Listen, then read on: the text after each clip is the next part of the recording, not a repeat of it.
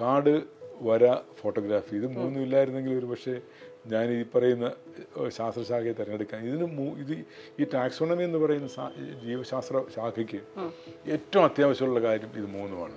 പൊളിറ്റിക്സിനെ നമ്മൾ ഉപയോഗിക്കുന്ന രീതി പലപ്പോഴും ഒരു ഒരു ഒരു ഒരു വിദ്യാർത്ഥി അല്ലെങ്കിൽ ഒരു വിദ്യാഭ്യാസത്തിനെ എത്രത്തോളം ബാധിക്കും എന്നുള്ള സാധനത്തിനെ കുറിച്ചൊരു ചിന്ത ഇപ്പോഴും നമ്മുടെ രാഷ്ട്രീയ മണ്ഡലത്തിലില്ല സാർ. ഒരിക്കലും പ്രൈമറി കമ്മിറ്റ്മെന്റ് എന്ന് പറയുന്നത് വിദ്യാഭ്യാസം തന്നെ ആയിരിക്കണം. കുട്ടികളെ സംബന്ധിച്ച് വിദ്യാർത്ഥികൾ PhD സൂപ്പർവൈസറുടെ റൂമിൽ വന്നു കഴിഞ്ഞാൽ 10 മിനിറ്റ് മുതൽ 1 മണിക്കൂർ ഡിസ്കഷൻ നിന്ന് വേണം ഡിസ്കസ് ചെയ്യാനുള്ളത്. അത് പറയുന്നത് ഹൈലി ഫ്യൂഡൽ മൈൻഡാണ്. NCERTയുടെ സിലബസിൽ നിന്ന് എവല്യൂഷൻ എടുത്ത് മാറ്റി. അത് കാരണം അത് മനസ്സിലാക്കാന്നുള്ളത് എവല്യൂഷൻ പഠിക്കാതെ ഒന്നും പഠിക്കാൻ കഴിയില്ല. എവല്യൂഷൻ അറിയില്ലെങ്കിൽ ഒരാൾക്ക് ഒന്നും അറിയില്ല എന്നുള്ളതാണ്. എൻ്റെ സൂപ്പർവൈസർ ഫ്രാങ്കി ബോസ് ദൈവവിശ്വാസിയല്ല. അയാൾ ഒരു ദൈവവിശ്വാസിയും അയാൾ സ്റ്റുഡൻ്റായിട്ട് എടുക്കില്ല. ഞാൻ എവല്യൂഷൻ പഠിക്കുന്ന ഒരാളിന് എങ്ങനെ ദൈവത്തിൽ വിശ്വസിക്കാൻ പറ്റും? നീ എന്താണ് ഈ ചെയ്യുന്നതെന്നൊക്കെ ചോദിക്കും. ഞാൻ ഇങ്ങനെ ഓരോ കാര്യങ്ങളും പറയാം. അപ്പോൾ അതിനുള്ള ഭയങ്കര ക്യൂരിയസ് ആയിട്ടുള്ള ക്വസ്റ്റ്യൻസ്. അമ്മയ്ക്ക് ഭയങ്കര ഐക്യം. എനിക്ക് തോന്നുന്നത് ഏറ്റവും കൂടുതൽ ഐക്യമുള്ള ഒരു അമ്മയാണ്. എപ്പോഴും അമ്മയ്ക്ക് ചോദിക്കുന്ന ചോദ്യങ്ങൾക്ക് ഒരു സയൻറ്റിസ്റ്റ് ചോദിക്കുന്ന ചോദ്യങ്ങളെക്കാളൊക്കെ വളരെ വ്യാപ്തിയുള്ള ചോദ്യങ്ങളൊക്കെ ചോദിച്ചിട്ടുണ്ട്. മരിച്ചുപോയ VV ശിവരാജൻ എന്ന് പറയുന്ന കേരളത്തിലെ ലോകത്തിൻ്റെ ഏറ്റവും വലിയൊരു നഷ്ടമാണ്. അത് അദ്ദേഹം ഒരു 45 വയസ്സിൽ മരിച്ചുപോയ മനുഷ്യനാണ്. എന്നെ ടാക്സോണമി പഠിപ്പിച്ചത് അദ്ദേഹമാണ്. അപ്പോൾ അദ്ദേഹം ഒരു പുസ്തകം എഴുതിയിരുന്നു, പ്രിൻസിപ്പിൾസ് ഓഫ് പ്ലാന്റ് ടാക്സോണമി എന്ന് പറഞ്ഞിട്ടുണ്ട്. ആ പുസ്തകം കേംബ്രിഡ്ജ് യൂണിവേഴ്സിറ്റിയാണ് പബ്ലിഷ് ചെയ്തത്. അത് പബ്ലിഷ് ചെയ്യുന്ന സമയത്ത് അതിലെല്ലാ ചിത്രങ്ങളും എന്നെ കൊണ്ട് അത് എന്നെ സംബന്ധിച്ചിടത്തോളം ഭയങ്കര ഒരു റെക്കഗ്നേഷനായി മാറി. ഇത് 10, 15, 20 ദിവസം എടുക്കുന്ന ജോലിയാണ്. ഈ അവസാനത്തെ ഒരു 5 മിനിറ്റ് 10 മിനിറ്റിൽ നമ്മൾ കുത്തുകളിടുന്നത് അല്ലെങ്കിൽ വരയ്ക്കുന്നത് പ്രശ്നമായി. അതുകൊണ്ട് അത് കംപ്ലീറ്റ് സാധനം നമ്മൾ കീറി അത് ഉപേക്ഷിക്കേണ്ടി വരും.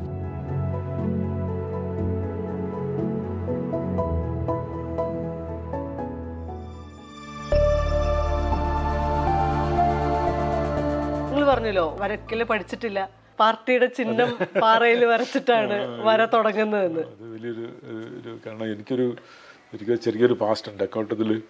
ഒന്നെന്ന് പറയുന്നത് എൻ്റെ അച്ഛനൊരു രാഷ്ട്രീയമായിട്ട് വളരെ അടുത്ത ബന്ധവും വളരെ പാർട്ടി പ്രവർത്തകൻ മാത്രമല്ല, അങ്ങനെ ഒരു ജീവിതം തന്നെ രാഷ്ട്രീയമാക്കിയ ഒരാളാണ്. അപ്പോൾ ഒപ്പം ചെറിയ ചെറിയ ജോലികൾക്ക് വേണ്ടിയിട്ടുള്ള ജോലിയെങ്കിലും മുഴുവൻ സമയ രാഷ്ട്രീയ പ്രവർത്തനമായിരുന്നു ഒരു കുറച്ച് കാലങ്ങളിൽ. ഒരു ഞാനൊക്കെ അന്ന് സ്കൂളിൽ പഠിക്കുന്ന സമയത്ത്. അപ്പം അച്ഛനറിയാം എനിക്ക് അന്ന് ഈ നമ്മുടെ നാട്ടിലൊക്കെ സിനിമയുടെ നോട്ടീസ് ഇട്ട് പോകുമ്പോഴത്തേക്ക് ബസ്സിൽ കാറിൽ കൊണ്ടിട്ട് പോകുമ്പോൾ ഞാൻ അതെടുത്ത് വെച്ചിട്ട് അതിൽ എഴുതിയേക്കുന്ന അതേ ലിപിയിൽ എഴുതാൻ നോക്കും. അപ്പം അച്ഛനറിയാം ഞാൻ നന്നായിട്ട്, എനിക്കന്ന് 10 വയസ്സിന് താഴെ കണ്ടേ ഉണ്ടാവാൻ സാധ്യതയുള്ളൂ. അപ്പം അച്ഛൻ എന്നെ ഈ കുമ്മായൊക്കെ വാങ്ങി തന്നിട്ട് അന്ന് കുമ്മായ ഉപയോഗിച്ചിട്ട് വലിയ പാറകളിൽ ഈ ചോരകളിലൊക്കെ അവരുടെ ചിഹ്നം വരച്ച് വെക്കാനുള്ളൊരു അങ്ങനെ അരിവാൾ നിൽക്കാനും അങ്ങനെയൊക്കെയുള്ള സാധനമുണ്ട്. അപ്പോൾ അതുകൊണ്ട് വലിയ അപ്പോൾ അതിന് തന്നെ വല്ലാണ്ട് അന്ന് എനിക്കറിയില്ല ഞാൻ ചെയ്യുന്നത് എന്താണെന്ന് എനിക്ക് യാതൊരു ബോധമില്ല. കാരണം എനിക്ക് ഭയങ്കര ഭാരമാണ്. കാരണം കുറേ ഞാൻ വരയ്ക്കുന്നത് കാണാനായിട്ട് കുറേ പ്രായ ആൾക്കാരും, അപ്പം ഞാൻ വലിയ ആളാകും. അപ്പോൾ ചില സമയത്ത് ഏണിയൊക്കെ വെച്ച് തരും. അപ്പോൾ ഏണിയൊക്കെ വെച്ചിട്ട് വലിയ പാറകളിലൊക്കെ വരയ്ക്കുന്നത് അങ്ങനെ അന്നൊന്നും അതിനൊരു വരയായിട്ട് നമ്മൾ കണ്ടിട്ടുണ്ടായിരുന്നു. പിന്നെ ഗ്രാജുവലായിട്ട് നമ്മൾ സ്കൂളിൽ അങ്ങനെ ഒരു വരയ്ക്കാനുള്ള സാധ്യത ഒന്നും ഉണ്ടായിട്ടില്ല. ഞാൻ കാലിക്കറ്റിൽ എൻ്റെ PhD MSc BSc റെക്കോർഡ് എൻ്റെ ഡിസ്റ്റന്റ് റിലേറ്റീവ്സ് എല്ലാം എന്നെ വീട്ടിലേക്ക് വിളിക്കും. കാരണം വിളിച്ചിട്ട് എന്നെ കൊണ്ട് റെക്കോർഡിൻ്റെ പടം വരപ്പിക്കുന്ന അവരാണ്. അപ്പോൾ എനിക്ക് ഭയങ്കര ഹാപ്പിയാണ് അവരുടെയൊക്കെ റെക്കോർഡിൻ്റെ പടം വരയ്ക്കുക. അങ്ങനെയാണ് എനിക്ക് പിന്നെ ഞാൻ വരുന്നത് ഇതിൻ്റെ ഒരു പ്രൊഫഷണലായിട്ടുള്ള ചിത്രം ഞാൻ തുടങ്ങുന്നത് കാലിക്കറ്റ് യൂണിവേഴ്സിറ്റിയിൽ PhD ചെയ്യുമ്പോഴാണ്. കാരണം ഇന്ന് മരിച്ചുപോയ VV ശിവരാജൻ എന്ന് പറയുന്ന കേരളത്തിലെ ലോകത്തിൻ്റെ ഏറ്റവും വലിയൊരു നഷ്ടമാണ്. അദ്ദേഹം ഒരു 45 വയസ്സിൽ മരിച്ചുപോയ മനുഷ്യനാണ്. അപ്പോൾ അദ്ദേഹത്തിൻ്റെ ഒരു എന്താ പറയുക, എന്നെ ടാക്സോണമി പഠിപ്പിച്ചത് അദ്ദേഹമാണ്. അദ്ദേഹമെല്ലാം വല്ലാണ്ട് ഇൻസ്പയർ ചെയ്തിട്ടുണ്ട്. ഇൻസ്പിറേഷൻ എന്ന് പറയുന്നത് കാരണം എന്നെ മോൾഡ് ചെയ്യുന്നതിൽ അല്ലെങ്കിൽ എൻ്റെ കഴിവുകളെ ആദ്യമായിട്ട് കണ്ടെത്തിയതും അതിനു വേണ്ടുന്നൊരു സാധ്യത തന്നത് അദ്ദേഹമാണ്. അത് പറയുന്നതിൽ എനിക്ക് കാരണം അങ്ങനെയാണ്. അപ്പോൾ അതേ ഒരു പുസ്തകം എഴുതിയിരുന്നു, പ്രിൻസിപ്പിൾസ് ഓഫ് പ്ലാന്റ് ടാക്സോണമി എന്ന് പറഞ്ഞിട്ടുണ്ട്. ആ പുസ്തകം കേംബ്രിഡ്ജ് യൂണിവേഴ്സിറ്റിയാണ് പബ്ലിഷ് ചെയ്തത്. അത് പബ്ലിഷ് ചെയ്യുന്ന സമയത്ത് അതിലെല്ലാ ചിത്രങ്ങളും എന്നെ കൊണ്ട് അത്രയും വലിയൊരു പബ്ലിക്കേഷനിൽ വരപ്പിക്കുക എന്നുള്ളത് എനിക്കറിയില്ലായിരുന്നു സാധനം. അപ്പോൾ നമ്മൾ അന്ന് ഈ സാങ്കേതിക വിദ്യകളൊക്കെ വളരെ കുറവാണ്. ഫോട്ടോ കോപ്പിയൊക്കെ എടുത്ത് കൈവച്ചൊക്കെയാണ് വരയ്ക്കാനുള്ളത്. എല്ലാം വരച്ചു കഴിഞ്ഞാൽ അവർ ഭയങ്കരമായിട്ട് അപ്രീഷിയേറ്റ് ചെയ്തിട്ട് പബ്ലിഷ് ചെയ്തു. അത് എന്നെ സംബന്ധിച്ചിടത്തോളം ഭയങ്കര ഒരു റെക്കഗ്നേഷനായി മാറി. പിന്നെ ശിവരാജ് സാറിന് ഭയങ്കര ഇഷ്ടമായത്. കാരണം പിന്നെ അദ്ദേഹത്തിൻ്റെ എല്ലാ ചിത്രങ്ങളും ഞാൻ വരച്ചു തുടങ്ങി. പിന്നെ എൻ്റെ തീസിസിൻ്റെ ചിത്രങ്ങളാകുമ്പോൾ ആ സമയത്ത് ഞാൻ ഭയങ്കരമായിട്ട് സ്ട്രഗിൾ ചെയ്യുമായിരുന്നു. കാരണം ഇത് ഈ വരയ്ക്കുന്ന വലിയ വരകാരുടെ ഈ ബൊട്ടാണിക്കൽ ഗാർഡൻ അങ്ങനെയൊക്കെയുള്ള ലണ്ടനിലുള്ള വലിയ വലിയ ഇല്ലസ്ട്രേറ്റേഴ്സ് ഉണ്ട്, അവരുടെയൊക്കെ ചിത്രങ്ങൾ കാണാനും അപ്പോൾ ഇദ്ദേഹം എനിക്ക് സംഘടിപ്പിച്ചു തരും അങ്ങനെയുള്ള പുസ്തകങ്ങളൊക്കെ തരും. അപ്പോൾ അതിൽ നിന്നൊക്കെ നമ്മളൊരിക്കലും ഈ ചിത്രരചന പഠിച്ചിട്ടില്ലെങ്കിൽ ഈ കണ്ടു പഠിക്കലാണ് നമ്മുടെ പലപ്പോഴും നമ്മൾ അതേപോലെയൊക്കെ വരയ്ക്കാൻ നോക്കും. പിന്നെ വരച്ചൊരു ഏതാണ്ടൊരു ഇപ്പോൾ തവളകളുടെ ഞാൻ ഏതാണ്ട് 1000-ഓളം തവളകളുടെ ചിത്രങ്ങൾ അടുത്ത മാസം US ഒരു യൂണിവേഴ്സിറ്റിയിൽ എൻ്റെ ഒരു സോളോ സയൻറ്റിഫിക് ഇല്ലസ്ട്രേഷൻ്റെ എക്സിബിഷൻ വരുന്നുണ്ട്. എനിക്ക് തോന്നുന്നത് ഇന്ത്യയിൽ ഒരു വളരെ പ്രധാനപ്പെട്ട ഒരു അഡ്മിനിസ്ട്രേറ്റർ ആവശ്യപ്പെട്ടിട്ടുണ്ട്. കാരണം എൻ്റെ പടങ്ങളും ചിത്രങ്ങളും ഉപയോഗിച്ചുകൊണ്ടൊരു എക്സിബിഷൻ നടത്താനുള്ളൊരു ഒരു ധാരണ ഏകദേശം ആയിട്ടുണ്ട്. അപ്പോൾ അത് കാണാനും എനിക്ക് അതുകൊണ്ടല്ലേ എനിക്ക് ഭയങ്കര ഇഷ്ടമാണ് ഇത്. എനിക്കങ്ങനെ ഇരുന്ന് വരയ്ക്കാനുള്ള ഒരു പേഷ്യൻസ് എന്നുള്ള ആളൊന്നുമല്ല.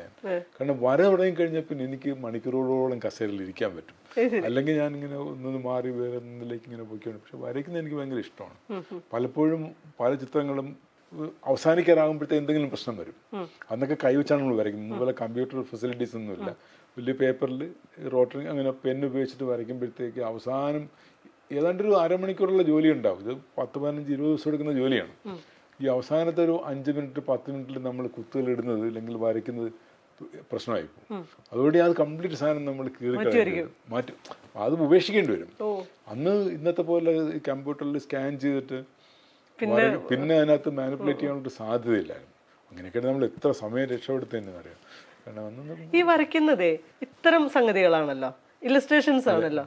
മറ്റു വരയിൽ നിന്ന്, അതായത് ഇപ്പോൾ ഒരു പ്രൊഫൈൽ, മനുഷ്യരുടെ പ്രൊഫൈൽ വരയ്ക്കുന്ന ഒരാൾ അല്ലെങ്കിൽ വലിയ പെയിൻറ്റേഴ്സ് ചിത്രകാരന്മാരുടെ ഒക്കെ വരകളിൽ നിന്ന് ഇതിൽ സൂക്ഷ്മതയിൽ, അതായത് സയന്റിഫിക് അപ്രോച്ചിൽ വ്യത്യാസം വരുമല്ലോ. നമുക്ക് അതിൽ ഒരു എസ്തെറ്റിക്സിലോ അല്ലെങ്കിൽ നമ്മുടെ ഭാവനാപൂർണമായിട്ടൊരു മാനിപ്പുലേഷൻ, മറ്റു ചിത്രങ്ങൾ പറയുന്ന മുഴുവൻ ഭാവനയാണല്ലോ.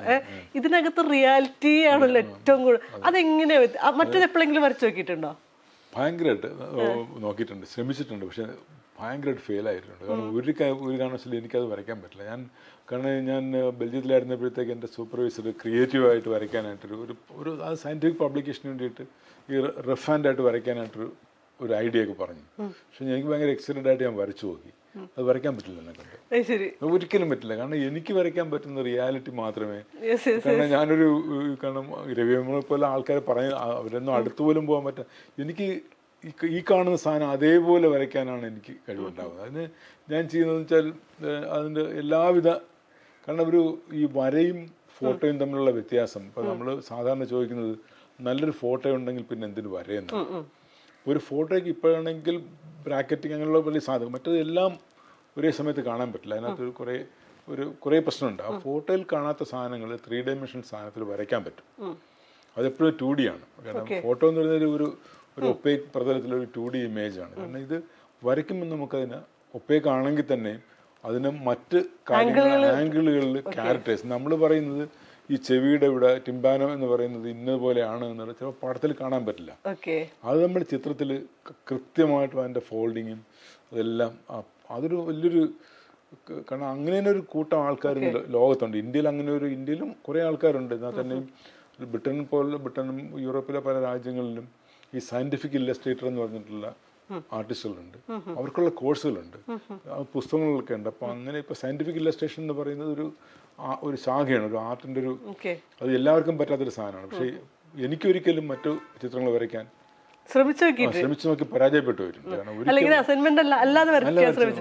ഞാൻ നന്നായിട്ട് ശ്രമിച്ചിട്ടുണ്ട്. കാരണം ഇപ്പൊ പിന്നെ കമ്പ്യൂട്ടറിന്റെ സാങ്കേതിക വിദ്യയൊക്കെ ഉപയോഗിച്ചിട്ട് ഇപ്പൊ ഞാൻ വളരെ റിഫൈൻഡായിട്ട് കുറെ വരയ്ക്കുന്നുണ്ട്. പക്ഷെ എനിക്കിപ്പോഴും ഇഷ്ടം സാധാരണ കൺവെൻഷനലായിട്ട്. ഈ ജീവികളിലുള്ള കൗതുകം മനുഷ്യരിൽ തോന്നിയിട്ടുണ്ടോ വരയ്ക്കാൻ? ഇല്ലല്ലോ, ഒരിക്കലും ഇല്ല. കാരണം അത് ഒരിക്കലും ഇല്ലാന്ന് മാത്രമല്ല, നടക്കില്ല എന്ന് എനിക്കെല്ലാം ഉറപ്പുണ്ട്. കാരണം എൻ്റെ ഒരു വരയെന്ന് പറയുന്നത് ഒരു സ്ട്രോക്കല്ല. സ്ട്രോക്കും രണ്ടും 2 ആർട്ട് ഫോമാണ്. കാരണം മറ്റേന്ന് പറഞ്ഞു കഴിഞ്ഞാൽ ഇപ്പം കാണുന്ന അതേ സാധനത്തിന് അതേ ഡയമെൻഷനിൽ വരയ്ക്കുക എന്നുള്ളതാണ്. മറ്റേന്ന് പറഞ്ഞാൽ ഭയങ്കര ക്രിയേറ്റീവ് സാധനമാണ്.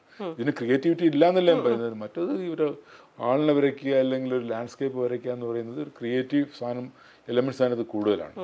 ഇതിലെന്ന് പറയുന്നത് ടെക്നിക്കൽ സൈഡാണ് ഏറ്റവും കൂടുതൽ വേണ്ടത്. കാരണം എങ്ങനെ ഒരു സാധനത്തിൻ്റെ ഒരു കേർവ് എങ്ങനെ നമ്മൾ ആ ചിത്രത്തിലൂടെ കൊണ്ടുവരാൻ പറ്റും, അങ്ങനെയൊക്കെയുള്ള സാധനമാണ് അതിന്. ഈ മനുഷ്യരുടെ ചിത്രങ്ങൾ നമ്മൾ ഇലസ്ട്രേഷൻസ് കാണുമ്പോഴേ അതിനകത്ത് ഭാവം പ്രധാനമാണല്ലോ, മൂഡ് പ്രധാനമാണ്. അവർ ജീവികളിൽ ഈ ഭാവവും മൂടൊക്കെ ഉണ്ടോ? കാരണം ആദ്യം വരയ്ക്കുന്ന ചിത്രങ്ങളൊന്നും ജീവനല്ല. ഞാൻ വരച്ച പല ചിത്രങ്ങൾക്കും ജീവനില്ലായിരുന്നു.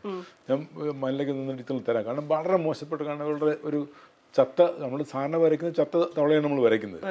ഇപ്പോഴും പക്ഷേ അതിനെ ജീവൻ ആക്കും, മാറ്റും. കാരണം അതിന് നമ്മൾ ഉപയോഗിക്കുന്ന കണ്ണുകളിൽ വരുന്ന മാറ്റങ്ങൾ, കണ്ണിലൊരു വെള്ളപ്പുള്ളിയെ കൊടുത്തു കഴിഞ്ഞാൽ ചത്ത ഭാവം വരും. അതുകൊണ്ട് പലപ്പോഴും ഈ എഡിറ്റേഴ്സ് ആൻഡ് റിവ്യൂവേഴ്സ് ഒക്കെ ബിജുവിൻ്റെ തവള കണ്ടു കഴിഞ്ഞാൽ ഇങ്ങനെ ജീവനുള്ള തവളയെ പേപ്പറിൽ നിന്ന് ഇറങ്ങിപ്പോകുന്നതൊക്കെ പറയും. അത് നമ്മൾ മനഃപൂർവ്വം അതൊരു കാലം കഴിയുമ്പോൾ നമ്മൾ പഠിക്കുന്നത്. ഇങ്ങനെ ആദ്യം വരയ്ക്കുമ്പോഴെല്ലാം വളരെ റിജിഡായിട്ടുള്ള സ്ട്രോക്കുകളാണ്, വളരെ നമുക്ക് കാണാൻ പറ്റും ജെർക്കിങ് ഒക്കെ. ഇപ്പോൾ വരുമ്പോഴത്തേക്ക് വളരെ സ്മൂത്തായിട്ട് പോകാൻ പറ്റും. അങ്ങനെ ഒരു, കാരണം എനിക്ക് വരയ്ക്കാൻ ഭയങ്കര ഇഷ്ടമാണ്. കാരണം എൻ്റെ ഒരു കാർഡ്, വര, ഫോട്ടോഗ്രാഫി, ഇത് മൂന്നും ഇല്ലായിരുന്നെങ്കിൽ ഒരു പക്ഷേ ഞാൻ ഈ പറയുന്ന ശാസ്ത്രശാഖയെ തിരഞ്ഞെടുക്കാൻ ഈ ടാക്സോണമി എന്ന് പറയുന്ന ജീവശാസ്ത്ര ശാഖയ്ക്ക് ഏറ്റവും അത്യാവശ്യമുള്ള കാര്യം ഇത് മൂന്നുമാണ്. കാരണം പടമെടുക്കാൻ ഫോട്ടോ എപ്പോഴും ആവശ്യമാണ്, വരയ്ക്കാനുള്ള കഴിവ്, പിന്നെ അത് കാട്ടിലാണ് നമ്മുടെ പ്രധാനപ്പെട്ട ഈ മൂന്ന് സാധനം ഒരേ സമയത്ത് ചെയ്യാൻ പറ്റുന്നത് ഞാനിപ്പോൾ ചെയ്യുന്ന കാര്യമാണ്. അതുകൊണ്ടാണ് എനിക്ക് ലാബിലിരുന്നിട്ട് പണിയെടുക്കുന്നതിനോട് ലാബിൽ ഞാൻ ജോലി ചെയ്യുമെങ്കിൽ തന്നെയും ഇപ്പോൾ കഴിഞ്ഞൊരു 10-15 വർഷമായിട്ട് ഞാൻ ലാബിൽ എൻ്റെ കുട്ടികൾ മാത്രമേ ചെയ്യാം. ഞാൻ ഒരിക്കലും ഇങ്ങനെ ഇപ്പം പഴയതുപോലെ അങ്ങനെ ലാബ് വർക്കൊന്നും ചെയ്യാറില്ല. ഞാൻ അവരെ സൂപ്പർവൈസ് ചെയ്യാറ് മാത്രമേ ഉള്ളൂ. ഗോത്രവിഭാഗങ്ങൾക്കൊപ്പം കാട്ടിൽ പോകുന്നു, അതല്ലാതെ നമ്മളിപ്പോൾ സ്റ്റുഡൻസ് ഉണ്ട്, അവരുടെ കൂടെ കാട്ടി പോകുമ്പോൾ നമ്മൾ ആരാണ്? അതെ, അത് കാരണം ഒരിക്കലും എൻ്റെ സുഹൃത്തുക്കളായിരുന്നു എൻ്റെ ഏറ്റവും നല്ല സുഹൃത്തുക്കൾ ഇന്നും എൻ്റെ സ്റ്റുഡൻസാണ്. ഞാൻ ഒരിക്കൽ പോലും, കാരണം അത് എന്ത് പറഞ്ഞാലും ഞാൻ രാവിലെ എൻ്റെ ഒരു പ്രഭാതം തുടങ്ങുന്നത് എൻ്റെ സ്റ്റുഡൻസിനോടുകൂടിയാണ്. കാരണം രാവിലെ വരും, ഞാൻ രാത്രി ഒരു 11 മണിക്കോ 12 മണിക്കോ തിരിച്ച് വീട്ടിലേക്ക് പോകുന്നത് ഇവരിൽ നിന്നായിരിക്കും പോകുന്നത്. ഞാൻ ആഹാരം കഴിക്കാൻ പോകുമ്പോഴും ഇവരെ ഒപ്പം ആണ് ഞാൻ ആഹാരം കഴിക്കുന്നത്. അപ്പം അങ്ങനെ, കാരണം എനിക്ക് എൻ്റെ കാരണം ഞാൻ ഒരിക്കലും ഒരു സ്റ്റുഡൻ്റായിട്ട് ഒരിക്കലും ആരെയും കാണുന്നില്ല. അങ്ങനെ ഒരു ഗുരുശിഷ്യ ബന്ധമൊന്നും എനിക്ക് ആരോട്ടും ഉണ്ടായിട്ടുമില്ല. കാരണം അതിനൊരു സഹപ്രവർത്തകർ മാത്രമല്ല, അത് നമ്മുടെ നമ്മളെപ്പോലെ, കാരണം എന്നെ ഏറ്റവും കൂടുതൽ ക്രിട്ടിസൈസ് ചെയ്യപ്പെടുന്ന ഡൽഹി യൂണിവേഴ്സിറ്റിയിൽ ഇത്, കാരണം പല വലിയ മുതിർന്ന അധ്യാപകർ എൻ്റെ അടുത്ത് പറഞ്ഞിട്ട്, Biju this is too bad. കാരണം ഒരിക്കൽ പോലും, കാരണം അത് ഇങ്ങനെ പറയണമെന്ന് എനിക്കറിയില്ല. കാരണം ഞാൻ 2005 ഇവിടെ ജോയിൻ ചെയ്യുന്ന സമയത്ത് വിദ്യാർത്ഥികൾ PhD സൂപ്പർവൈസറുടെ റൂമിൽ വന്നു കഴിഞ്ഞാൽ 10 മിനിറ്റ് മുതൽ 1 മണിക്കൂറുള്ള ഡിസ്കഷൻ നിന്ന് വേണം ഡിസ്കസ് ചെയ്യാനുള്ളത്. അത് പറയുന്നത് ഫൈനലി ഫ്യൂഡൽ മൈൻഡാണ്. കാരണം അതിന് നമ്മൾ കണ്ടില്ല എന്ന് നടിക്കുക. കാരണം ഞാൻ പലപ്പോഴും നമ്മൾ ചായക്കടയിൽ ഇരുന്നായിരിക്കുന്നത്, നമ്മൾ ചിലപ്പോൾ സയൻസ് സംസാരിക്കുന്നത്, ചിലപ്പോൾ നമ്മൾ അവിടെ അങ്ങനെയൊന്നുമില്ല, അവർക്ക് എപ്പോൾ വേണോ സംസാരിക്കാം. പക്ഷേ അവർ സംസാരിക്കാൻ മുമ്പായിട്ട് ഒരു മെയിലോ എന്തെങ്കിലും പറയണം. കാരണം ഇന്ന് ഉച്ചയ്ക്ക് സയൻസ് അല്ലാതാണെങ്കിൽ എപ്പോഴും സംസാരിക്കാം. സയൻസ് സംസാരിക്കുന്നതിന് അത് ഞാൻ ബെൽജിയത്തിൽ നിന്ന് പഠിച്ചൊരു കാര്യമാണ്. കാരണം എൻ്റെ സൂപ്പർവൈസറുടെ നിന്ന് പഠിച്ചൊരു, ഞാനിന്ന് ചെയ്തുകൊണ്ടിരിക്കുന്ന എല്ലാ സാധനവും എൻ്റെ സൂപ്പർവൈസറിൽ നിന്ന് ഞാൻ എന്നെ അഡാപ്റ്റ് ചെയ്യാൻ. കാരണം എന്നെ കുറേ ആൾക്കാർ ഞാൻ 2 തവളകളുടെ പേര് എൻ്റെ ഫ്രാങ്കി എന്ന് പറഞ്ഞ് കൊടുത്തിട്ടുണ്ട്. അപ്പോൾ അവർ ചോദിച്ചു, നിങ്ങളിങ്ങനെ അയാൾ ഒരാളുടെ പേരിൽ ഇങ്ങനെ. അപ്പോൾ ഞാനിന്ന് നാസിക പെട്രാക്കസ് ഒരു അനിമലും എൻ്റെ ജീവിതത്തിൽ ഏറ്റവും കൂടുതൽ സ്വാധീനിച്ചിട്ടുള്ളൊരു മനുഷ്യൻ ഫ്രാങ്കി ബോസിത്താണ്. അപ്പം അയാളിൽ നിന്ന് പഠിച്ച കാര്യങ്ങളാണ് ഞാനിവിടെ ചെയ്യുന്നത്. അപ്പോൾ അയാൾ അവിടെ ബെൽജിയത്തിലാണെങ്കിൽ എല്ലാ ദിവസവും വൈകുന്നേരം സ്റ്റുഡൻസിന് എല്ലാവരും പോയിട്ട് എവിടെയെങ്കിലും പബ്ബിലോ അല്ലെങ്കിൽ എവിടെയെങ്കിലും പോയിരുന്നിട്ട്, ക്യാമ്പസിനകത്ത് തന്നെ അങ്ങനെയുള്ളൊരു ഫെസിലിറ്റി ഉണ്ട്. അപ്പോൾ അവിടെ ഒരു മണി വെച്ചിട്ട് ബെല്ല് വെച്ചിട്ടുണ്ട്. ആ ബെല്ല് വന്നിട്ട് ഇങ്ങനെ ഒരു പ്രാവശ്യം ബെല്ല് ചെയ്യണമെങ്കിൽ ഞാൻ പോകുന്നു, നിങ്ങൾക്കും വരാം, പക്ഷെ നിങ്ങൾ പേ ചെയ്യണം. എന്നിട്ട് 2 പ്രാവശ്യം ബെല്ല് ചെയ്യണമെങ്കിൽ അർത്ഥം എന്ന് പറഞ്ഞാൽ ആദ്യത്തെ നിങ്ങൾ എന്താണോ കഴിക്കുന്നത് അത് ഞാൻ വാങ്ങിത്തരും. അപ്പോൾ ഈ 2 അപ്പോൾ ഞാൻ എപ്പോഴും ഞാനിവിടെ വരുമ്പോഴും അതേപോലെയാണ്. ഞാൻ വൈകുന്നേരം ഭക്ഷണം കഴിക്കാൻ പുറത്ത് പോകുന്നുണ്ട്, നിങ്ങൾക്ക് വരാം. അപ്പം അങ്ങനെ നമ്മളെ കൂടെ വരും. പിന്നെ ലാഭം ഉണ്ടാക്കിയ എല്ലാം അയാളുടെ ഒരു വല്ലാത്ത സ്വാധീനത്തിലുണ്ട്. കാരണം ഞാൻ അയാളുടെ ഒരു ഡ്യൂപ്ലിക്കേറ്റ് ആയിട്ട് എപ്പോഴും ആൾക്കാരെന്നെ പറയാറുമുണ്ട്. കാരണം എനിക്ക് അയാളുടെ സ്വഭാവം കുറേയധികം തന്നെ നല്ലതും ചീത്തയായ സ്വഭാവങ്ങൾ എന്നെ സ്വാധീനിച്ചിട്ടുണ്ട്. അത് ഭയങ്കര ദേഷ്യമാണ്. ആ ദേഷ്യം തന്നെ എനിക്കും പതിയിലേറെ, ഞാൻ മൊത്തത്തിലൊരു ദേഷ്യക്കാരനാണെന്നുള്ള ലോകം മൊത്തം അറിയുന്നൊരു സാധ്യതയുണ്ട്. അപ്പം അക്കൂട്ടത്തിൽ, കാരണം അതുകൊണ്ട് എൻ്റെ ഏറ്റവും നല്ല സുഹൃത്ത്, ഞാൻ ഒരിക്കലും എൻ്റെ ഒരു വിദ്യാർത്ഥികളെ ഒരു ഗവേഷണം ചെയ്യാനായിട്ട് ഗൈഡ് ചെയ്യാറില്ല. ഗൈഡെന്ന് പറഞ്ഞാൽ ഗൈഡ് ചെയ്യും, പക്ഷേ നമ്മളെ സാധാരണ കൺവെൻഷണൽ ഗൈഡിങ് എന്ന് പറഞ്ഞാൽ രാവിലെ സൂപ്പർവൈസർ വരും, എഴുതി ഇല്ലെങ്കിൽ പറഞ്ഞു കൊടുക്കും, ഇന്നത് ചെയ്യാൻ പറയും, വൈകുന്നേരത്തോടെ അവസാനിക്കില്ല, ഒരാഴ്ചയ്ക്ക് ചെയ്യാനുള്ള അസൈൻമെൻറ്റ് കൊടുക്കും, അല്ലെങ്കിൽ ഒരു മാസം ചെയ്യാനുള്ള അങ്ങനെ ഞാൻ ഒരിക്കൽ പോലും കാരണം എനിക്ക് 16-17 സ്റ്റുഡൻസ് ഇപ്പോൾ ചെയ്യുന്നതും കഴിഞ്ഞു പോയ ആൾക്കാരുണ്ട്. പിന്നെ എൻ്റെ കൂടെ എൻ്റെ 50ഓളം പേര് ജോയിൻ ചെയ്തിട്ട് പിരിഞ്ഞു പോയിട്ടുണ്ട്. അപ്പോൾ അതുകൊണ്ട് ഇതെല്ലാം കൂടെ വെച്ച് നോക്കുകയാണെങ്കിൽ ഞാൻ ആരെയും ഒരിക്കലും ഗൈഡ് ചെയ്യാനായിട്ട് ഇന്നത് ചെയ്യണമെന്ന് പറയില്ല. കാരണം ഞാൻ അവർക്കൊരു വളരെ ബ്രോഡായിട്ടുള്ളൊരു ഏരിയ നമ്മൾ ഐഡൻറ്റിഫൈ ചെയ്യും, അവർക്ക് കൊടുക്കും. പിന്നെ ഞാനും കൂടെ ഉള്ള ചർച്ചകളാണ് എപ്പോഴും. കാരണം അവർ ഒരു മാസം കഴിയുമ്പോഴത്തേക്ക് ചിലപ്പോൾ എന്ന് പറയും ഇത് ഭയങ്കര ബോറിംഗ് സാധനമാണ്, ഇത് ചെയ്തിട്ട് കാര്യമില്ല, ഒന്നും കിട്ടാൻ പോകുന്നില്ല. അപ്പോൾ നമ്മൾ പറയും അങ്ങനെയല്ല, ഒരു മാസം കൂടെ അത് കണ്ടിന്യൂ ചെയ്യാൻ പറയും. ചിലപ്പോൾ ഒരു വർഷം കണ്ടിന്യൂ ചെയ്യാൻ പറയും. ചിലപ്പോൾ വളരെ സർപ്രൈസ് ആയിട്ട് വല്ലതും കിട്ടാൻ സാധ്യതയുണ്ട്. എൻ്റെ കൂടെ വർക്ക് ചെയ്യുന്ന അവർ ഹാവാർഡിലാണ്, അവർ വലിയൊരു ഗവേഷകയാണ്. ആ കുട്ടി ഒരു 4 വർഷം വർക്ക് ചെയ്ത് റിസൾട്ട് ഇല്ലാതെ. അത് ഭയങ്കര, കാരണം എനിക്ക് ഏറ്റവും കൂടുതൽ സങ്കടം വന്നതാണ്, ഒരു റിസൾട്ടും ഇല്ല, നമ്മൾ പ്രതീക്ഷിച്ചതിൻ്റെ ഒരു സാധനം പോലും വരുന്നില്ല. ഒരു വർഷം കൊണ്ടാണ് കംപ്ലീറ്റ് സബ്ജക്റ്റ് മാറ്റിയിട്ട്, അത് എല്ലാവർക്കും ചെയ്യാൻ പറ്റില്ല. അവർക്ക് അത്ര മിടുക്കരായ ആൾക്കാർക്ക് മാത്രം ഒരു വർഷം കൊണ്ട് കംപ്ലീറ്റ് പുതിയ, കാരണം അവർക്ക് അത്രയും വേർജും അത്രത്തോളം എന്താ പറയുക ഒരു എനർജറ്റിക്കായിട്ട്. അപ്പം അതുകൊണ്ട് ഗവേഷണം എന്ന് പറയുന്നത് എപ്പോഴും നമ്മുടെ, ഞാനത് എൻ്റെ സംസ്ഥാനത്തിനെ കുറ്റം പറയുന്നില്ല, ഇവിടെയുള്ളൊരു നമ്മളൊരു കൺസെപ്റ്റ് എന്ന് പറയുന്നത് concept is completely different. Actually what we are thinking, UGC CSIR കിട്ടിക്കഴിഞ്ഞാൽ ആദ്യം ഓടിപ്പോയിട്ട് ഒരാളെ കാണുക, കണ്ടതിന് ശേഷം അവരുടെ അതല്ല ഗവേഷണം എന്ന് പറയുന്നത് എപ്പോഴും. കാരണം യൂറോപ്പിലും US നമ്മളൊരിക്കലും നമ്മുടെ സിഗ്നേച്ചർ ഒരു സ്റ്റുഡൻറ്റിൻ്റെ സിഗ്നേച്ചറായിട്ട് മാറ്റില്ല. കാരണം നമ്മൾ ക്ലോണിങ് ആണ് ചെയ്യുന്നത്. നമ്മൾ ഇപ്പം എൻ്റെ ലാബിൽ നിന്ന് പോകുന്ന ആൾക്കാർക്ക് ഒരുതരം നോളജ് മാത്രമേ ഉണ്ടാവൂ. കാരണം ഞാനെപ്പോഴും അടുത്ത് പറയുന്നത് നിങ്ങൾ എന്തെങ്കിലും പുതിയ, കാരണം എനിക്കറിയില്ല, നമുക്ക് ഒരുമിച്ച് പഠിക്കാം, പക്ഷേ എനിക്ക് ഇത്രയും പ്രായമുണ്ട്, എനിക്ക് ഇത്രയും എക്സ്പീരിയൻസ് ഉണ്ട്. അത് തെറ്റാണെങ്കിൽ കണ്ടെത്താനുള്ളൊരു ശേഷി നിങ്ങളെക്കാളും കൂടുതൽ എനിക്കുണ്ട്, അതാണ്. പക്ഷേ എൻ്റെ വിദ്യാർത്ഥികളെല്ലാം എന്നെക്കാളും ഭയങ്കര മിടുക്കരാണ്, ഒരു സംശയമില്ലാത്ത കാര്യമാണ്. വളരെ 1000 തവണ എനിക്ക് ഉറപ്പിച്ച് പറയാൻ പറ്റുന്നത് എൻ്റെ എല്ലാ സ്റ്റുഡൻസും എന്നെക്കാളൊക്കെ എത്രയോ മിടുക്കരും എത്രയോ കഴിവുള്ളവരാണ്. അവരൊക്കെ എൻ്റെ പല പബ്ലിക്കേഷനും ഞാനിന്ന് ഈ പറയുന്ന 100 അല്ലെങ്കിൽ എൻ്റെ ഇമ്പാക്റ്റ് എന്ന് പറയുന്നത് ഇപ്പോൾ ഭയങ്കര വലിയ ജേർണലുകളൊക്കെ പബ്ലിഷ് ചെയ്തിട്ടുള്ള എല്ലാം എൻ്റെ ഒരു ഇതാണെങ്കിൽ തന്നെ അവരുടെയൊക്കെ വളരെ ഒരു considerable amount of contribution from my students. Absolutely there is no way to say that, and I have to say. കാരണം ഞാൻ ഒന്നുമല്ല അവരുടെ മുമ്പ്. കാരണം ഞാൻ ചേരുന്ന 25 വർഷത്തിന് മുമ്പ് ചേരുന്ന മോളിക്കുലർ ടെക്നിക്സ് അല്ല ഇന്ന് ഉപയോഗിക്കുന്നത്. ഈ 25 വർഷത്തിൽ വന്നൊരു എവല്യൂഷൻ അല്ലെങ്കിൽ മാറ്റം എനിക്ക് പഠിക്കുന്നതിനേക്കാളും നല്ലത് എൻ്റെ സ്റ്റുഡൻസ് ഞാൻ എപ്പോഴും ചെയ്യുന്നത്, ഒരു സ്റ്റുഡൻറ്റിനെ നമ്മൾ എപ്പോഴും ബഫറായിട്ട് വയ്ക്കും. അവരാണ് ട്രെയിൻ ചെയ്യുന്നത്. അവർ പോരാകുമ്പോഴത്തേക്ക് വേറൊരാളിനെ ഇതുപോലെ പഠിപ്പിച്ച് വെച്ചിട്ട് അവർ പോകും.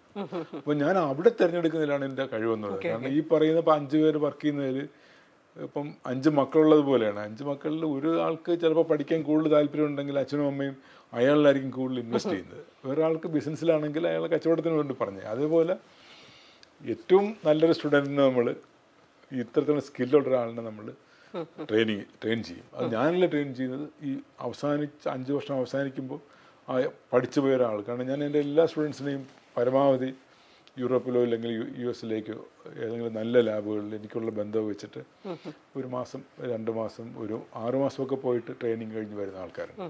ഞാൻ ഈ ബയോഅക്കോസ്റ്റിക്സ് തുടങ്ങുന്നത് തന്നെ യൂണിവേഴ്സിറ്റി ഓഫ് മിനസോട്ട എന്ന് പറയുന്ന ലോകത്തിലെ തന്നെ ഏറ്റവും വലിയ ബയോ അക്കോസ്റ്റിക് സ്റ്റഡീസ് നടത്തുന്ന ഇന്ന് ജീവിച്ചിരിക്കുന്ന ഒരു മാർക്ക് ബി എന്ന് പറയുന്ന ഒരു സയൻറ്റിസ്റ്റിൻ്റെ ലാബിലേക്ക് എൻ്റെ ആദ്യത്തെ ബയോ അക്കോസ്റ്റിക് സ്റ്റുഡൻസിനെ, അയാളിന്ന് ഡൽഹി യൂണിവേഴ്സിറ്റി അധ്യാപകനാണ്, അയാളെ അവിടെ മിനസോട്ട റോബിൻ സുയേഷ് എന്ന് പറയുന്നത് അവിടെ അയച്ചിട്ട് അയാൾ അവിടെ നിന്ന് പഠിച്ചിട്ട് പിന്നെ മാർക്ക് ബി എന്നോടൊപ്പം ഇവിടെ വരികയും അങ്ങനെ.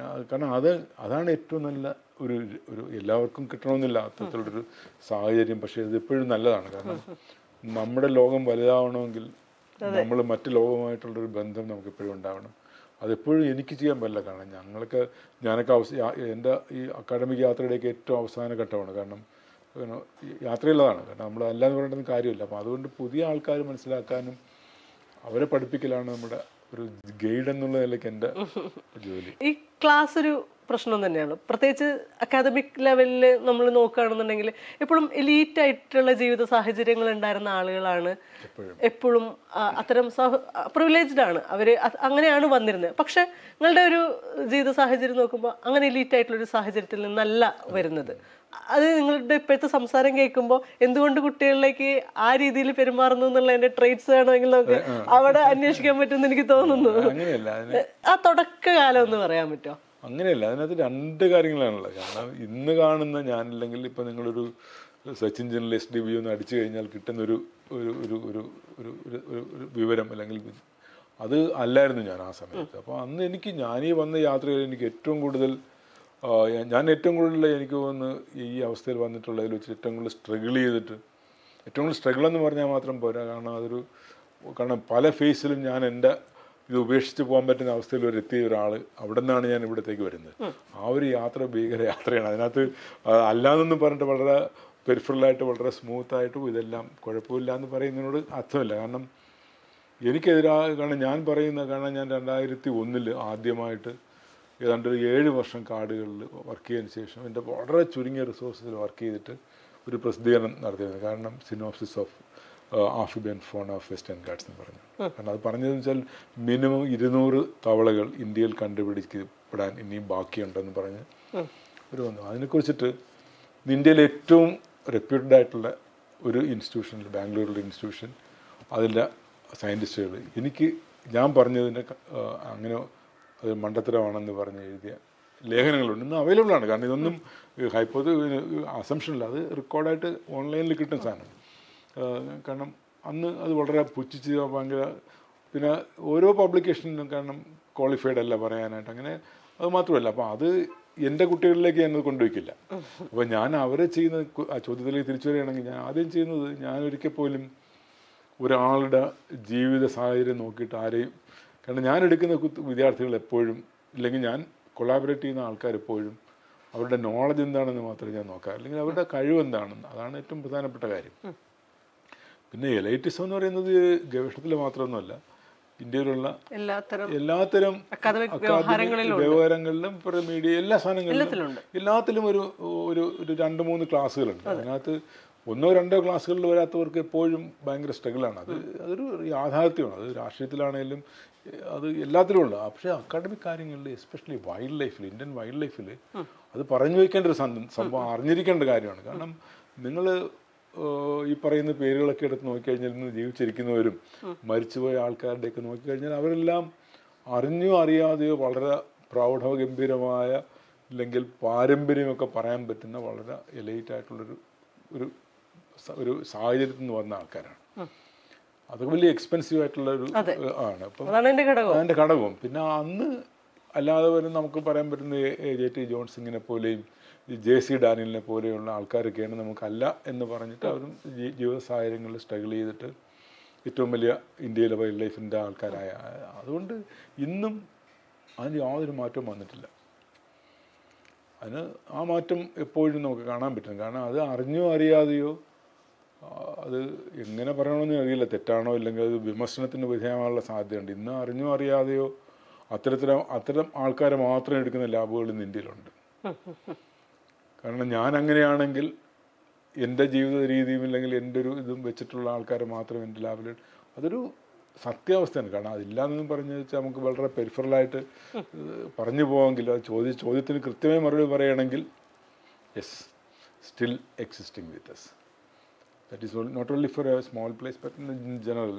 പല ഇൻസ്റ്റിറ്റ്യൂട്ടുകളിലും പല യൂണിവേഴ്സിറ്റികളിലും സൂപ്പർവൈസർമാർ ഇന്നും അവർ സെലക്ട് ചെയ്യുന്ന വിദ്യാർത്ഥികൾ, ഇല്ലെങ്കിൽ അവർ പേട്രണേജ് ചെയ്യുന്നത്, സെലക്ട് ചെയ്യുന്ന പലപ്പോഴും പലരെയും സെലക്ട് ചെയ്യും. പക്ഷേ അവർ കൂടുതൽ സഹായങ്ങളും അല്ലെങ്കിൽ അവരെ പ്രൊജക്റ്റ് ചെയ്യാനായിട്ട് ഉപയോഗിക്കുന്ന രീതി നമ്മൾ കണ്ടില്ല.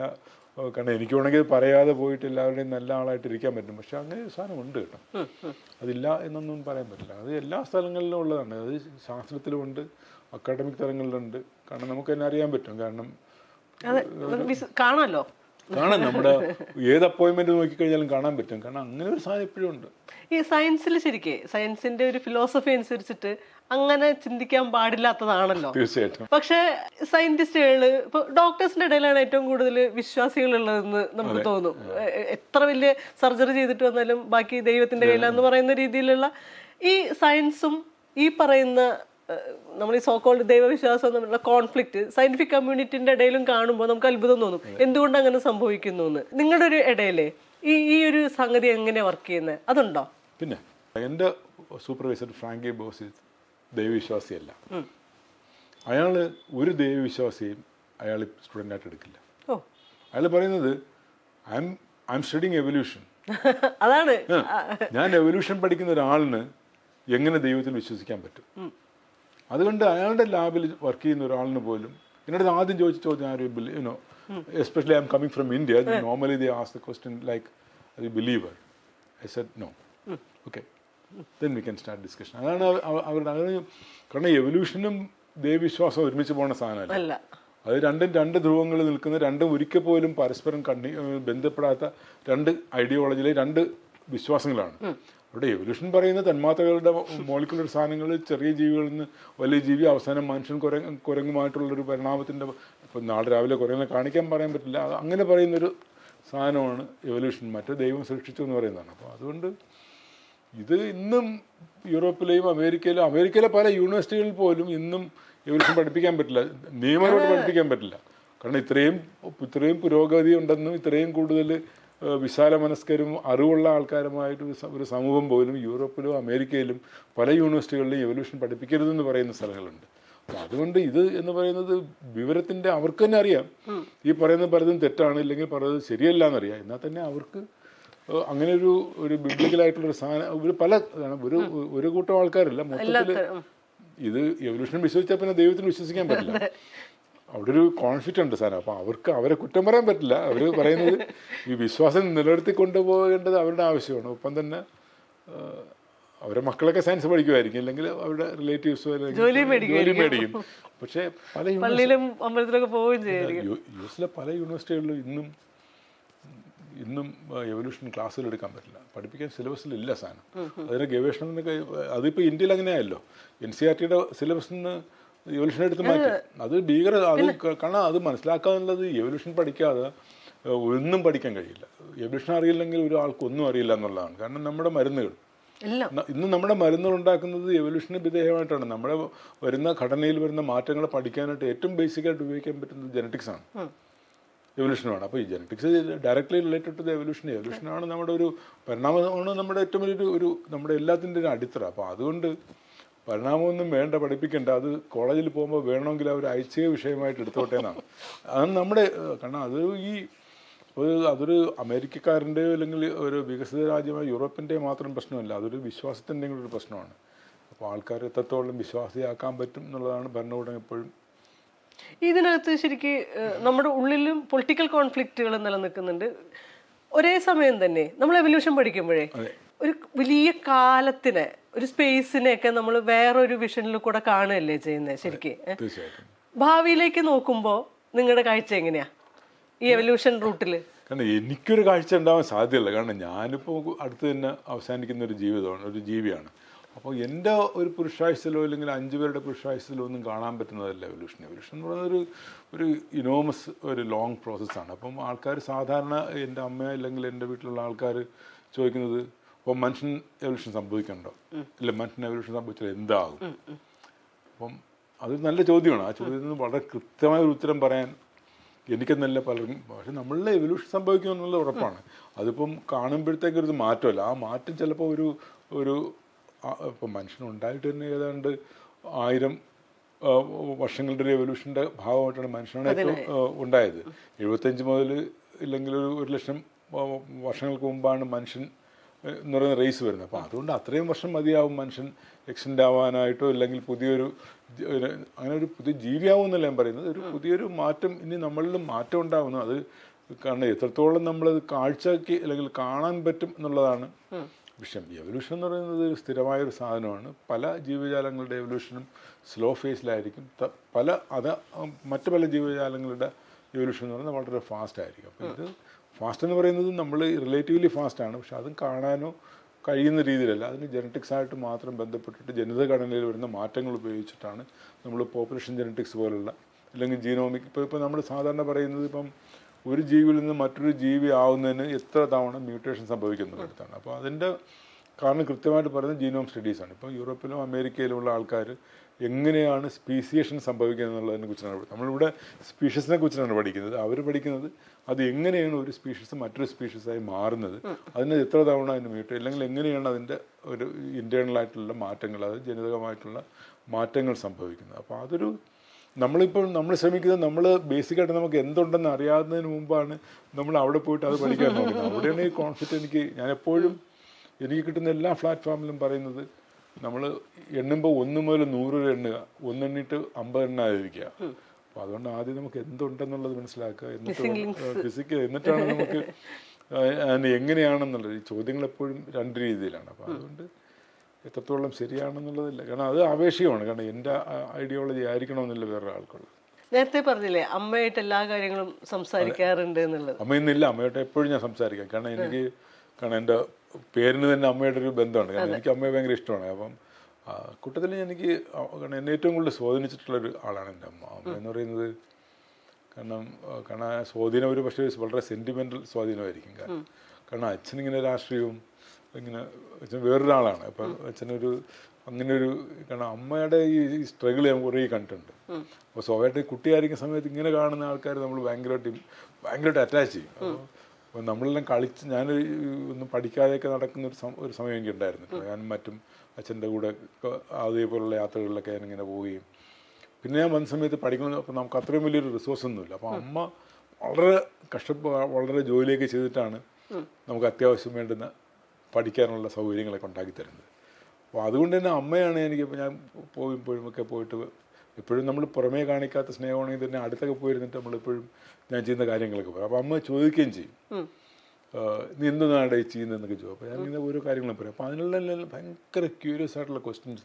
അമ്മയ്ക്ക് ഭയങ്കര ഐക്യം, എനിക്ക് തോന്നുന്നത് ഏറ്റവും കൂടുതൽ ഐക്യമുള്ള ഒരു അമ്മയാണ്. എപ്പോഴും അമ്മയ്ക്ക് ചോദിക്കുന്ന ചോദ്യങ്ങൾക്ക് ഒരു സയൻറ്റിസ്റ്റ് ചോദിക്കുന്ന ചോദ്യങ്ങളെക്കാളൊക്കെ വളരെ വ്യാപ്തിയുള്ള ചോദ്യങ്ങളൊക്കെ ചോദിച്ചിട്ട് ഈ തവളയെ സംരക്ഷിച്ചിട്ട് നമുക്ക് എന്ത് കിട്ടും, അത് വളരെ ഒരു വ്യക്തമായൊരു സോഷ്യൽ റിലവൻറ്റ് ക്വസ്റ്റ്യനാണ്. പക്ഷെ അവരാരും എന്തുകൊണ്ട് കടുവയെ സംരക്ഷിച്ചാൽ എന്ത് കിട്ടുമെന്ന് ആരും ചോദിക്കില്ല. അപ്പോൾ ഇതൊരു ഒരു മാനസികാവസ്ഥ. ഇത് ഒരു കാര്യം. രണ്ടാമത്തെ കാര്യം എന്ന് പറയുന്നത് പുതിയ സ്പീഷീസിൽ കണ്ടെത്തുന്നത്. അപ്പോൾ അമ്മ ചോദിച്ചിട്ടുണ്ട്, അപ്പോൾ അങ്ങനെയാണെങ്കിൽ നാളെ പുതിയ മനുഷ്യനെ കണ്ടെത്താൻ പറ്റുമോ? അപ്പോൾ ഞാൻ പറ്റും. അപ്പോൾ ജീവിച്ചിരിക്കുന്ന ആളുടെ കാരണം കഴിഞ്ഞ വർഷം പുതിയ ഒരു ഫോസിൽ കണ്ടുപിടിച്ചിട്ട് അത് പുതിയ മനുഷ്യൻ്റെ ഒരു പൂർവികരാണെന്ന് പറയാം. അപ്പം അങ്ങനെയൊക്കെ ചോദിക്കുന്നത്. അപ്പോൾ അമ്മയായിട്ട് എനിക്ക് വലിയ കാരണം എനിക്ക് വലിയൊരു ബന്ധമായിരുന്നു. കാരണം പലപ്പോഴും ഒപ്പം തന്നെ എനിക്ക് അമ്മയുടെ ദേഷ്യമുണ്ട്. അമ്മയുടെ പൈസ മോഷ്ടിച്ചുകൊണ്ട് പോയിട്ട് അമ്പലത്തിലൊക്കെ ഇട്ടിട്ട് അമ്മ മരിച്ചുകൊണ്ട് പ്രാർത്ഥിച്ചിട്ടുള്ള ആളാണ് ഞാൻ. അത് നമുക്ക് ഞാനൊരു ഭീകര മനുഷ്യനായിരുന്നു. കാരണം നമ്മൾ അത്യാവശ്യം വേണ്ടുന്ന എല്ലാ മോശപ്പെട്ട സ്വഭാവവും കണ്ട കക്ഷിയാണ്. അപ്പോൾ നമ്മളെ എപ്പോഴും അടിക്കുക അങ്ങനെയുള്ള പ്രശ്നങ്ങളുണ്ട്. പിന്നെ അപ്പോൾ അതൊക്കെ പിന്നെ എനിക്ക് ഇങ്ങനെ നമ്മളൊക്കെ കാരണം സഹിക്കുന്നതിനൊക്കെ ഒരു പരിധി ഉണ്ടാവില്ല. അത് കഴിയുമ്പോഴത്തേക്ക് അടി പറ്റിക്കും. അടിയെന്നൊക്കെ നമുക്ക് ദേഷ്യമൊക്കെ വരും. അങ്ങനെയായിട്ട് പിന്നെ അമ്മയുടെ പെട്ടിയിൽ നിന്ന് തന്നെ നമ്മൾ 10 പൈസ 20 പൈസയൊക്കെ എടുത്തിട്ട് പോയിട്ട് അമ്പലത്തിലൊക്കെ ഇട്ടിട്ട് അമ്മ മരിച്ചു പോകണമെന്നൊക്കെ പ്രാർത്ഥിച്ചിട്ടാണ് വീണ്ടും വരുന്നത് നമ്മൾ. അപ്പോൾ ഞാനിത് വലുതായപ്പോൾ അമ്മയുടെ അടുത്ത് തന്നെ പറയും. അപ്പോൾ അതുകൊണ്ടാണ് ഞാൻ ഇപ്പോഴും മരിക്കാതിരിക്കുന്നത് എന്തോ എന്ന് പറയുന്നൊരു കാരണം അമ്മ ഇപ്പോഴും എന്നെ ഏറ്റവും കൂടുതൽ സ്വാധീനിച്ചിട്ടുള്ളത്. അപ്പോൾ എൻ്റെ സൂപ്പർവൈസർ ബെൽജിയത്തിൽ വെച്ചിട്ട് അയാൾക്കറിയാം ഞാൻ അമ്മയോട്ട് ഭയങ്കര അറ്റാച്ച്ഡ് ആണ്. അപ്പോൾ ചോദിച്ചു, എന്തുകൊണ്ട് ബിജു അടുത്ത സ്പീഷീസ് നമുക്ക് ബിജുവിൻ്റെ അമ്മയുടെ പേരിലായിക്കോട്ടെ ചോദിച്ചത്. അപ്പോൾ ഞാൻ പറഞ്ഞ് പേരൊക്കെ കൊടുക്കുന്നതിനൊക്കെ ഒരു പരിധിയുണ്ട്. അതിനേക്കാളൊക്കെ എത്രയോ വലിയ ഞാൻ അമ്മയുടെ പേരിൽ ഒരിക്കലും ചെയ്യില്ല. കാരണം ഐ ഡോണ്ട് ലൈക്ക് ദാറ്റ്. അമ്മയെന്ന് പറഞ്ഞാൽ എൻ്റെ ഭയങ്കര പേഴ്സണലായിട്ടുള്ളൊരു സാധനമാണ്. അതിനെങ്ങനെ ഒരു പേരിൽ കൊണ്ട് കണക്ട് ചെയ്യാൻ പറ്റുന്ന ഒരു അത്രയും ചെറിയ ആളല്ല. അമ്മയുണ്ടോ? കാരണം അതിൽ കൂടുതലെന്ന് കാരണം ഞാൻ അച്ഛനെ പറ്റിക്കുകയാണ് ചെയ്തത്. അച്ഛനെ പറ്റിച്ചിട്ടാണ് അമ്മയുടെ പേരാക്കുന്നത്. കാരണം എൻ്റെ അച്ഛൻ്റെ പേര് ശിവദാസൻ എന്നായിരുന്നു. അപ്പോൾ അതിൻ്റെ യെസിനെ ഞാൻ പതുക്കെ അമ്മയാക്കി മാറ്റി. കാരണം കുടുംബത്തിൽ തന്നെ പലർക്കും അത്ര വലിയ യോജിപ്പൊന്നും ഇല്ലായിരുന്നു തുടക്കത്തിൽ. എനിക്ക് എന്നെ എക്സ്പാൻഡ് ചെയ്യുന്നു അന്നാണ് അങ്ങനെ. അമ്മയായിട്ട് എനിക്ക് വലിയ എൻ്റെ ജീവിതത്തിൽ ഏറ്റവും കാരണം എന്നെ ഏറ്റവും കൂടുതൽ സ്വാധീനിച്ചിട്ടുള്ളത് എൻ്റെ അമ്മയാണ്. അതിന് നാടോ എൻ്റെ പേഴ്സണാലിറ്റിയൊക്കെ മോൾഡ് ചെയ്യുന്നതിൽ എൻ്റെ കാരണം എനിക്ക് ചെറിയൊരു പൊളിറ്റിക്കൽ ബന്ധം ഉണ്ടായിരുന്നു എനിക്ക്. കാരണം അച്ഛനിൽ കിട്ടുന്നൊരു എന്താ പറയുന്നത് അങ്ങനെ. പിന്നെ ഞാനത് ഏതാണ്ടൊരു പ്രീ ഡിഗ്രി കഴിഞ്ഞപ്പോഴത്തേക്ക് പൂർണ്ണമായിട്ട് ഡിഗ്രിയൊക്കെ ആയപ്പോഴത്തേക്ക് ഞാൻ അതിന് പൂർണ്ണമായിട്ട് കാരണം വിയോജിപ്പുകളൊന്നുമല്ല. കാരണം വെച്ചാൽ കാരണം 2 രീതിയിലാണ്. ഒന്നെന്ന് പറയുന്നത് ഇത് രണ്ടും ഒരേ സമയത്ത് പോവില്ല. പഠനവും ഇത് ചെയ്യാൻ പറ്റും. കാരണം ഞാനത് നാളെ രാവിലെ വിവാദമാവുന്ന ഒരു ചർച്ചയാണ്. കാരണം ഇതിന് 2 രീതികളാണ് ഇതിനകത്ത്. കാരണം അങ്ങനെയുള്ള ആൾക്കാർ വേണം. പൊളിറ്റിക്സ് എപ്പോഴും നമ്മുടെ കോളേജുകളിലും സ്കൂളിലും നമ്മുടെ സമൂഹത്തിലെല്ലാം പൊളിറ്റിക്സ് എപ്പോഴും ആവശ്യമാണ്. അതൊരു കറക്റ്റീവ് ഫോഴ്സാണ്. അതല്ല എന്നും പറയാൻ പറ്റില്ല. പക്ഷേ പൊളിറ്റിക്സിനെ നമ്മൾ ഉപയോഗിക്കുന്ന രീതി പലപ്പോഴും ഒരു വിദ്യാർത്ഥി അല്ലെങ്കിൽ ഒരു വിദ്യാഭ്യാസത്തിന് എത്രത്തോളം ബാധിക്കും എന്നുള്ള സാധനത്തിനെ കുറിച്ചൊരു ചിന്ത ഇപ്പോഴും നമ്മുടെ രാഷ്ട്രീയ മണ്ഡലത്തിലില്ല സാധനം. ഒരിക്കലും പ്രൈമറി കമ്മിറ്റ്മെൻ്റ് എന്ന് പറയുന്നത് വിദ്യാഭ്യാസം തന്നെ ആയിരിക്കണം കുട്ടികളെ സംബന്ധിച്ച്. എനിക്ക് അതിൻ്റെ ഏറ്റവും വലിയ ഉദാഹരണം ഞാൻ തന്നെയാണ്.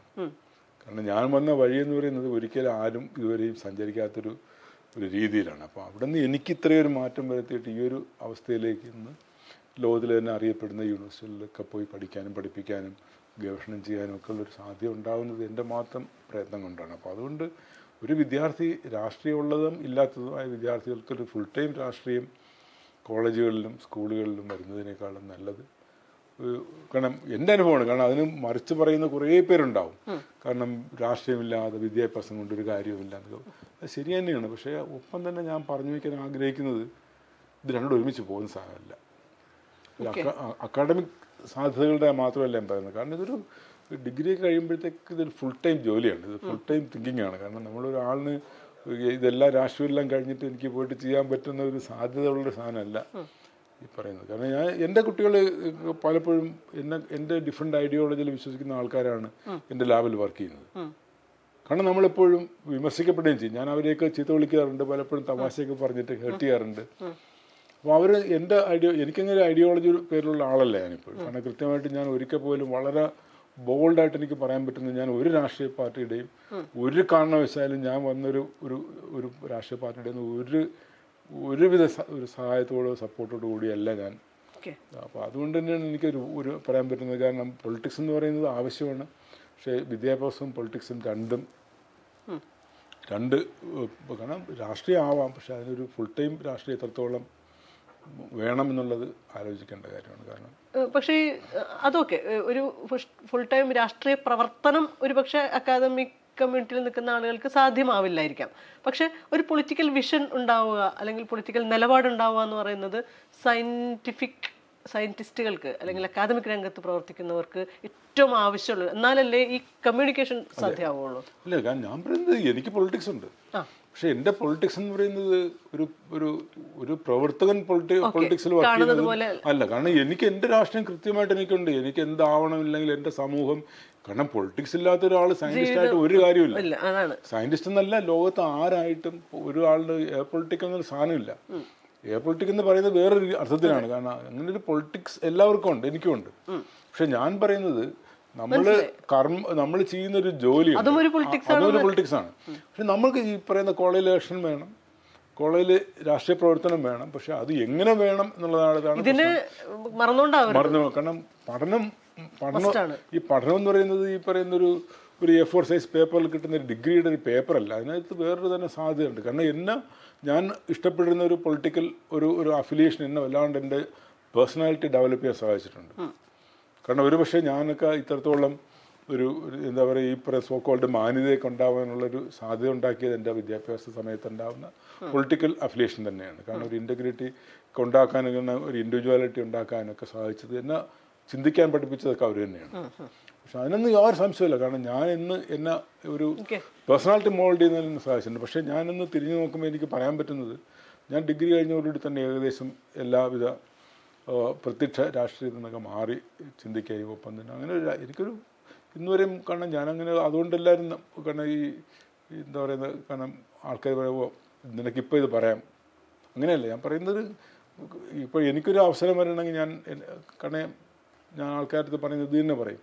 കാരണം you have to be like a student is for learning something which is useful for your life. കാരണം മറ്റൊന്നും യൂസ്ഫുള്ളാണ്, പക്ഷെ അത് മാത്രമല്ല. കാരണം നമുക്കറിയാം, നമ്മുടെ വളരെ കൃത്യമായിട്ട് പറയാൻ പറ്റുന്നതാണ്. നമ്മുടെ പല തലങ്ങളിലും ഇതൊരു അതിന് വളരെ ചർച്ചയുള്ളൊരു അങ്ങനെ വളരെ വ്യക്തമായി പറയാൻ പറ്റുന്ന ഒരു ബുദ്ധിമുട്ടാണ്. അതുതന്നെ ഞാൻ പറയുന്നത് പഠനം രാഷ്ട്രീയവും രണ്ടായിട്ട്. ഒപ്പം തന്നെ രാഷ്ട്രീയം എല്ലാവർക്കും ഉള്ളതുപോലെ ഒരു വിദ്യാർത്ഥിക്ക് രാഷ്ട്രീയം ഉണ്ടാവണം, ഇലക്ഷൻ ഉണ്ടാവണം.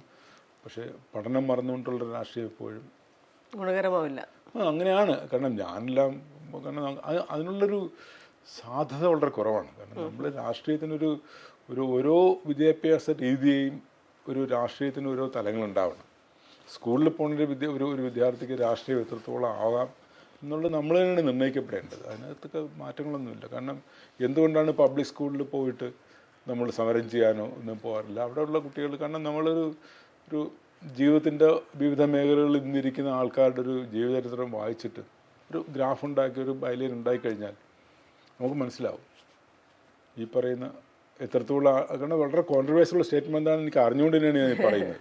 കാരണം അതിനകത്ത് വലിയൊരു കാരണം ആൾക്കാർ ചർച്ച ചെയ്യപ്പെടണം. കാരണം ഈ കാരണം അറിഞ്ഞിരിക്കണം. കാരണം നമ്മൾ വിദ്യാഭ്യാസം എന്ന് പറയുന്നത് രാഷ്ട്രീയം മാത്രമല്ല, രണ്ടിനും അതിൻ്റേതായ ഒരു സാധ്യതയുണ്ട്. പക്ഷെ അത് തെരഞ്ഞെടുപ്പ് സൂക്ഷ്മതയോടെ കാരണം ചെയ്യണം. കാരണം രാഷ്ട്രീയമൊക്കെ വേണം, സിന്താബാദൊക്കെ വിളിക്കാനൊക്കെ വേണം. പക്ഷേ ഇതൊരു രാവിലെ തൊട്ട് വൈകുന്നേരം വരെയും ഒരു രാത്രി വീണ്ടും വന്നിട്ട് ഞാനൊക്കെ ചോറ് എഴുന്നേലൊക്കെ ഞാൻ പോസ്റ്റ് ഒട്ടിക്കുന്നതിലും ചോറ് എഴുന്നേലൊക്കെ വലിയ ആളായിരുന്നു. അപ്പോൾ അതുകൊണ്ട് ഒരു എങ്ങനെയാണ് മാറ്റം വരേണ്ടത്, എപ്പോഴാണ് മാറ്റം വരേണ്ടതെന്നുള്ളത് നമ്മൾ ആലോചിക്കേണ്ടത്.